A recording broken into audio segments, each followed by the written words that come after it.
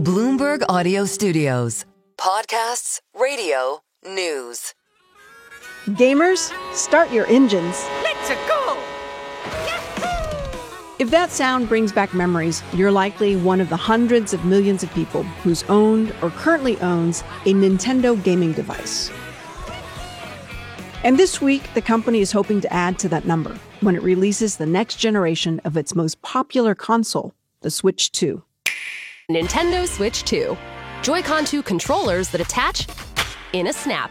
And a big, vivid high... The Switch has been a massive hit for Nintendo. Garode Reedy is a Bloomberg opinion columnist based in Tokyo. Nintendo have made about $100 billion in revenue over the lifetime of the Switch. It has sold over 150 million units worldwide, and it has absolutely juiced Nintendo's stock price. The Switch launched back in 2017, and it's on track to become Nintendo's most successful device ever. 8 years later, the company is hoping to recreate some of that magic by dropping a new premium product. Garode, what's new about the Switch 2? It is everything that you love about the Switch 1 powered up. It has a much better and larger screen than the original Switch. I've seen it myself. It looks fantastic. It's going to have a whole host of new games, starting with Mario Kart World. It's only going to be available on the Switch 2. To outsiders, it may seem like Nintendo is riding high.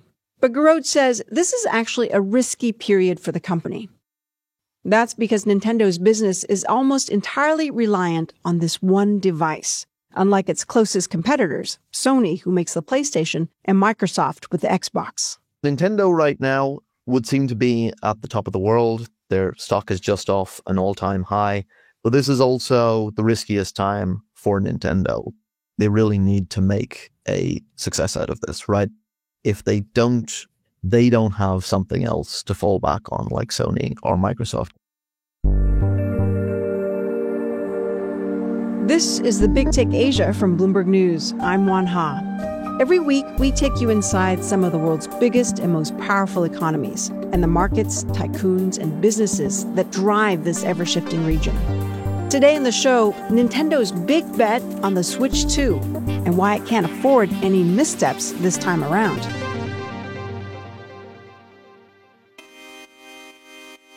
Garode, did you grow up playing video games? Do you remember your first video console? Absolutely. I've been playing video games almost for as long as I can remember. The first Nintendo console that I remember having was the NES, Nintendo's first console. And the first game that I remember playing on that was the original Super Mario Brothers. We were actually the first kids on the block who also had the original NES. This is the one that came with the robot. Maybe it was the second edition for the American market. Oh, wow, you had the robot, Rob the Robot, yeah. It was so cool. All the kids came to our house, and I remember we were all dazzled by the robots. When I first heard about Nintendo in the early 80s, its products were cool and cutting edge. Will you be the one to witness the birth of the incredible Nintendo Entertainment System? The one to play with Rob, the extraordinary video robot, batteries not included. He helps you tackle... We are talking about Nintendo's launch of the Switch 2 today. And I wonder, as we're talking, how much of its success is really about nostalgia? I'm not sure if nostalgia is really the right word so much as connection to those characters. Nintendo, I think, has been uniquely good at being able to create characters and maintain them over the course of so many years. It's almost more like a timeless quality to these characters, just as, you know, Disney has been able to do with Mickey Mouse, Nintendo has been able to do with Mario, Zelda, and so on across these franchises.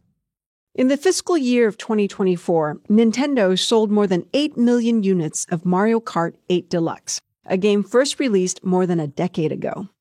And altogether, the company has sold more than 75 million units without giving any discounts. On top of that, the majority of the games sold on the Switch are created by Nintendo and played exclusively on the device. Nintendo's secret sauce is the intellectual property that they've built.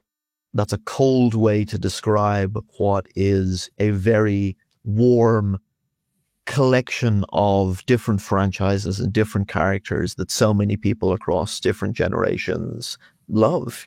These are characters that in this case, it's something like Mario or Zelda, several generations have now grown up with. And that, I think, is really the thing that separates Nintendo from its competitors, is that they're almost stewards now of these characters, of these franchises that are so beloved across the world. Besides the games, Nintendo is also famous for its unique hardware designed to create new experiences, rather than just upgrading existing hardware with flashier graphics, something its competitors like Sony has done with the popular PlayStation. With the PlayStation, we went for the PlayStation 1, PlayStation 2, PlayStation 3. Each generation is broadly similar to the previous one. Of course, the hardware inside is very different and much improved from one generation to the next. But the main focus of the style of playing doesn't really change that much. The name doesn't really change that much. Nintendo withdrew from that kind of way of doing things quite a long time ago and decided to focus more on play experiences. They have generally gone into each new generation of product trying to do something new.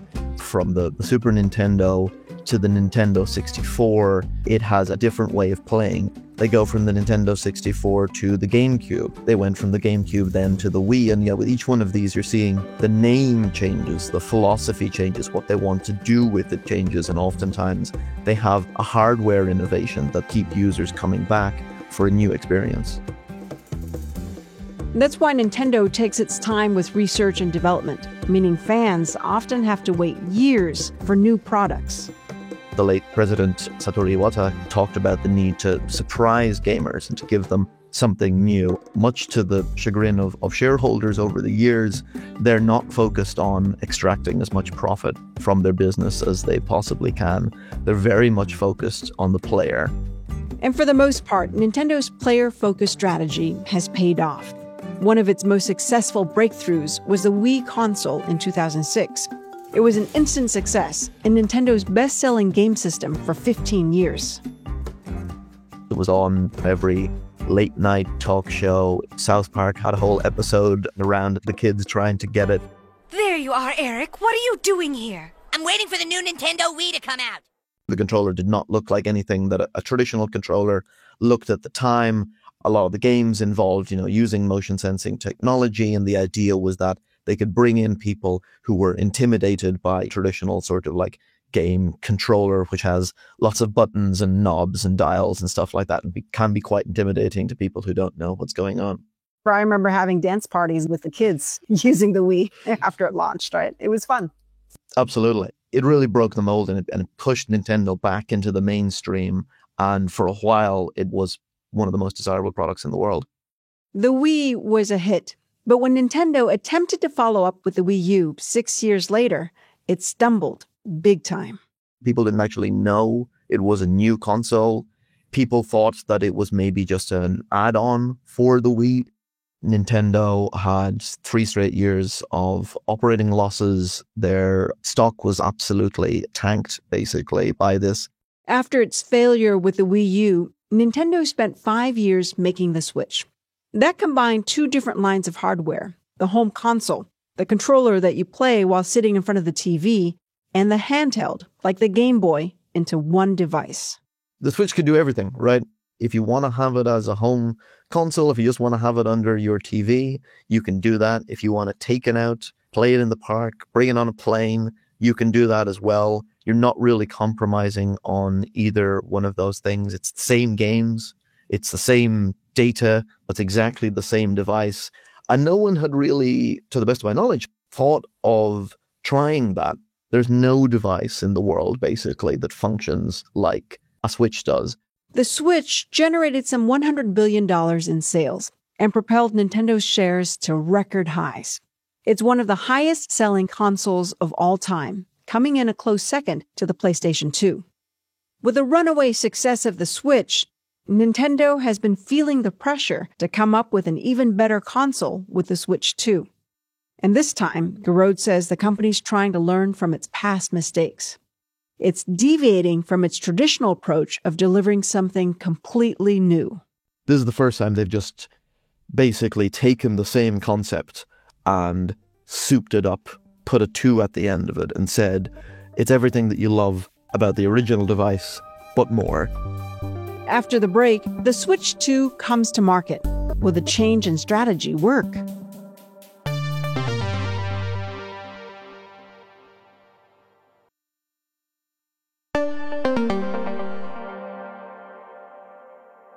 Nintendo's Switch 2 officially hit stores on June 5th, but pre-orders for the console have already sold out despite the jaw-dropping price tag. At $450, the Switch 2 lands on the expensive end of what most analysts expected. But the real jolt is the price of the games. It'll cost $70 to get Donkey Kong Bonanza and $80 for Mario Kart World. That's a hike of as much as 30%. And gamers are up in arms. No! Price dropped $450. That is not good. Absolutely not good. Not. Charging $80 for a video game isn't just ridiculous, but it's dangerous. That's too expensive. $449 is... Adding to the challenge on pricing is President Trump's tariffs. Hours after Nintendo revealed the price for the new Switch, Trump announced sweeping tariffs on countries around the world, including China and Vietnam, where Nintendo produces most of their devices. And Garode, the U.S. is the biggest market for Nintendo. How is that going to impact Switch 2 sales? It is impossible to tell right now what that actual impact is going to be. China and Vietnam, obviously both of those countries potentially in the line for tariffs or potentially not. However, I think it's very hard to believe that they would be able to sell the Switch 2 for much more than it's going to retail for at $450 in the US. It's hard to see how they would, be able to have a device. As much as I am looking forward to the Switch 2, I don't think it's a $600 device, which some estimates say that it would cost if the tariffs go, the worst case scenario. What's for sure is that Nintendo needs to sell its latest console, and lots of it, because it has no plan B. In a typical year, anything from 93 to 95% of their revenue is coming directly from their video game business. They've had other successes over the past couple of years. They had the Mario movie. They have Nintendo stores in an increasing number of cities. They have theme parks these days in collaboration with Universal Studios. They really need this to be a success, and that primes them for success going forward. That's a big reason why Nintendo is shifting its strategy this time around, building on what's worked so well with the Switch and avoiding a repeat of what happened with the follow-up to the Wii. I think they definitely learned the lesson of the marketing of the Wii U. The Wii U was a very confusing proposition. So I think that's why they've gone this time with quite a conservative, by their approach, take on the Switch 2. It started with the name. There was a lot of speculation over, what were they going to call it? What was it going to look like? They've decided to keep the same basic form factor of the Switch. It has the monitor. It has the 2 controllers. Now, this time, instead of clipping on, they go on via magnets. But you can look at it and you just immediately know that is a Switch. And I think they are banking on that to avoid the confusion that they had with the Wii U. Garode, it seems like there really isn't another hybrid machine on the market that can really compete with the Switch. Is that going to change anytime soon? There are rumors that both Microsoft and Sony are looking at doing some sort of portable device. I wouldn't be surprised to see one or either of those companies come out with a device that was a portable. However, what I would say there is that Nintendo has a moat that is very hard for any competitor to copy. It's not the unique design of the Switch, which, at this stage is nearly a decade since it was first announced. It is their incredible range of intellectual property. And I think any competitor who tried to go against Nintendo, even with something similar, does not have that range of games and experience to fall back on. And that's what investors and diehard Nintendo fans are banking on. Nintendo spends a shocking amount of time and energy antagonizing the gaming community. And yet, I bought a Wii, I bought a Wii U, I bought a Switch, I bought an OLED Switch, and I'm gonna buy a Switch too. Why? Because nobody does what Nintendo do.